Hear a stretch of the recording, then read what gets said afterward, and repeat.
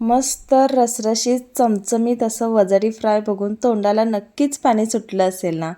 परंतु ही वजडी करण्यासाठी आपल्याला सगळ्यात महत्त्वाची गोष्ट म्हणजे वजडी स्वच्छ करावी लागते. तर ती वजडी स्वच्छ कशी करायची हे मी खास ट्रिकसह तुम्हाला सांगणार आहे. व्हिडिओ शेवटपर्यंत नक्की बघा. तर बघा, अशा प्रकारे एका खोलगट ताटामध्ये मी वजडी घेतलेली आहे. अगोदर एका साध्या पाण्यामध्ये ही वजडी स्वच्छ चोळून धुवायची आहे. आणि त्यानंतर एक खास ट्रिक सांगणार आहे तुम्हाला. त्याप्रमाणे जर तुम्ही वजडी धुतली ना, तर अगदी पांढरी शुभ्र आणि जरासुद्धा घाण त्याच्यामध्ये राहणार नाही, ही मी गॅरंटी देते. तर बघा, चाळणीमध्ये सगळी वजडी व्यवस्थित पाणी नितळून घ्यायची आहे. त्यानंतर बघा, खाली एक ताट घ्यायचं आहे. थोडंसं तुम्ही खोलगट असं कढई वगैरे घेतलीत तरी चालेल.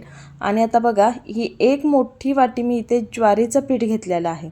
आता या पिठामुळे काय होतं, जेवढं तुम्ही वजडी चोळून धुताल ना, चांगली पिठामध्ये ही वजडी रगडली गेली पाहिजे. त्याच्यामुळे ना त्याच्यातली सगळी वजडीमधली जी काही घाण असते ती बाजूला निघते आणि वजडी खूप स्वच्छ निघते. तर बघा, खूप कोरडं वाटत होतं, परंतु जसं जसं मी हे व्यवस्थित असं कुस्करत आहे ना, त्याच्यामुळे बघा सगळी घाण अशी बाहेर पडते. तर आता कोरडं झाल्यानंतर थोडंसं पाणी घ्यायचं आहे आणि परत ही वजडी चांगली चोळून धुवायची. थोडं थोडं पाणी घेत ही वजडी चांगली चोळून घ्यायची आहे. यामुळे जी वजडीमध्ये घाण असते ती बाहेर पडते. आणि चाळणी का वापरायची, तर त्या होलमधून आहे ना सगळी घाण अशा प्रकारे बघा बाहेर पडते आणि मग धुवायलाही आपल्याला खूप इझी जातं. तर ही वजडी मी भरपूर वेळ चोळून धुतली आहे ज्वारीच्या पिठामध्ये. दुसरं पीठ कोणतंही घेऊ नका, ज्वारीचंच पीठ वापरायचं आहे. आणि त्यानंतर बघा, नळाखाली अशी स्वच्छ धुवून घ्यायची आहे. आता ही वजडी स्वच्छ आपली अजूनही झालेली नाही आहे बघा. आता तुम्हाला ही स्वच्छ दिसत असेल, परंतु आता तुम्ही पाहू शकाल ह्याच्यामधून अजून किती घाण निघते. तर बघा, पाणी नितळून घ्यायचं आहे आणि पुन्हा खाली असं ताट घ्यायचं आहे. चाळणच वापरायची आहे, कारण चाळणीतनं ही घाण बाहेर पडत जाते. आणि पुन्हा एकदा ही वजडी चांगली चोळून घ्यायची आहे. जेवढं तुम्ही प्रेस करून चोळताल ना, तेवढी घाण बघा बाहेर पडत जाते. आणि पाण्याचा वापर भरपूर करायचा आहे. तर आता बघा, परत एकदा मी अशी वजडी नळाखाली धुवून घेते. तर असं किती वेळा करायचं, जोपर्यंत वजडीमधून स्वच्छ पाणी बाहेर पडत नाही तोपर्यंत ही प्रोसेस करत राहायची. अगदी 3 ते 4 वेळा केल्यानंतर वजडी अगदी स्वच्छ धुतली जाते.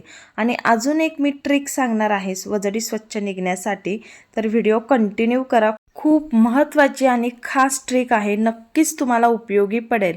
तर बघा, मी किती वेळा धुते. या अगोदरसुद्धा मी वजडी फ्रायचा व्हिडिओ टाकलेला आहे चॅनलवर, परंतु आता त्याला खूप दिवस झाले, नाहीतर तो सुद्धा व्हिडिओ खरंच खूप छान आहे. परंतु अशा प्रकारे वजडी नक्की धुवून बघा. बघा, मी अजून किती वेळा स्वच्छ पाण्याने धुतली तरी पण घाण पाणी निघतंय. तर चांगली चोळून झाल्यानंतर पुन्हा नळाखाली चांगली खळखळून धुवायची. आणि किती वेळा पण धुवा तुम्ही, पण चाळणीचाच वापर करा. म्हणजे चाळणीच्या त्या होलमधून सगळी घाण बाहेर पडते आणि वजडी मस्त स्वच्छ निघते. तर तुम्ही पाहू शकाल किती मस्त अशी पांढरी शुभ्र वजडी निघालेली आहे. तर व्हिडिओ आवडत असेल ना, तर प्लीज एक लाईक करा. चॅनलला अजूनही सबस्क्राईब केलं नसेल तर प्लीज चॅनल सबस्क्राईब करून घ्या. तर बघा, आता पुन्हा एकदा मी चाळणीत ही वजडी घेतलेली आहे आणि खाली ताट ठेवलं आहे. आता ती जी खास ट्रिक सांगणार होते ती म्हणजे ही, का एका पातेल्यामध्ये किंवा कढईमध्ये गरम पाणी करून घ्यायचं आहे आणि वजडी स्वच्छ धुवून झाल्यानंतर ही वजडी त्या पाण्यामध्ये टाकायची आहे.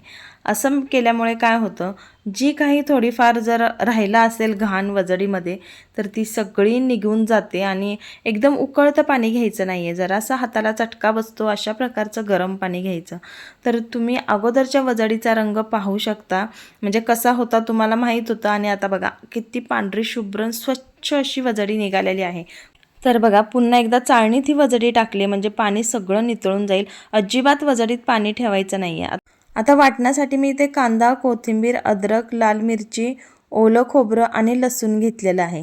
तुम्ही लालच्या ऐवजी हिरवी मिरची वापरली तरी चालेल. थोडंसं पाणी टाकून मस्त गंधासारखं वाटण वाटून घेतलेलं आहे. आता बघा, आपल्याला ही वजडी कुकरमध्ये करायची आहे. तुम्ही पातेल्यात पण करू शकता, परंतु पातेल्यात शिजायला वजडीला खूप वेळ लागतो. तर चमचमीत आणि चविष्ट वजडी कुकरमध्ये कशी करायची ते तुम्हाला सांगते. 2 ते 3 चमचे इथे मी तेल घेतलेलं आहे. तेलामध्ये वाटलेलं वाटण घाला आणि वाटण 3 ते 4 मिनटं मीडियम टू हाय फ्लेमवर छान हा मसाला परतून घ्यायचा आहे. बघा छान अशा बुडबुडे आल्यात, थोडंसं तेल सोडायला लागला आहे मसाला. आता हा आमचा घरगुती मसाला आहे. तो मसाला, मीठ आणि हळद मी इथे घेतली. तुमचा जर विकतचा मसाला असेल तर तुम्ही धना पावडर, जिरा पावडर वापरायचं आहे.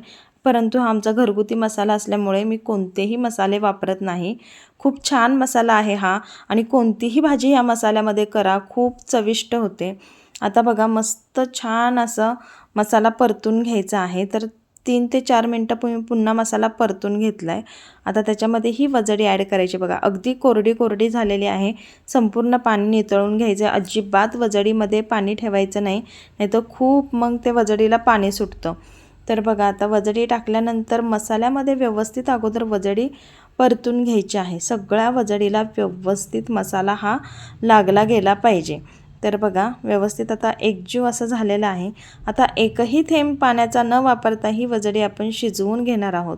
तर डायरेक्ट बघा परतून झाल्यानंतर मी कुकरला झाकण लावलेलं आहे आणि एक 7 ते 8 शिट्ट्या मी करून घेते. तर तुम्ही पाहू शकाल मस्त ड्राय अशी वजडी आपली तयार झाली आहे आणि मस्त वजडी फ्राय चमचमीत झणझणीत तयार झालेलं आहे. तर तुम्ही पाहू शकता मस्त चमचमीत झणझणीत अशी वजडी आपली तयार झाली आहे. आणि जर पाणी राहिलं असेल तर ते पाणी आटवून घ्या आणि अशा प्रकारे वजडी फ्राय करून बघा. चला मग व्हिडिओ आवडला असेल तर व्हिडिओला नक्की एक लाईक करा, व्हिडिओ शेअर करा आणि सगळ्यात महत्त्वाचं म्हणजे आमच्या आपलं स्वयंपाकघर आणि आपण या यूट्यूब चॅनलला सबस्क्राईब करायला विसरू नका. आणि ही रेसिपी नक्की ट्राय करा. आणि सगळ्यात महत्त्वाचं म्हणजे तुम्हाला हा व्हिडिओ कसा वाटला तो कमेंट बॉक्समध्ये कळवायला विसरू नका. चला मग लवकरच पुढच्या व्हिडिओमध्ये भेटूयात. थँक्यू. धन्यवाद.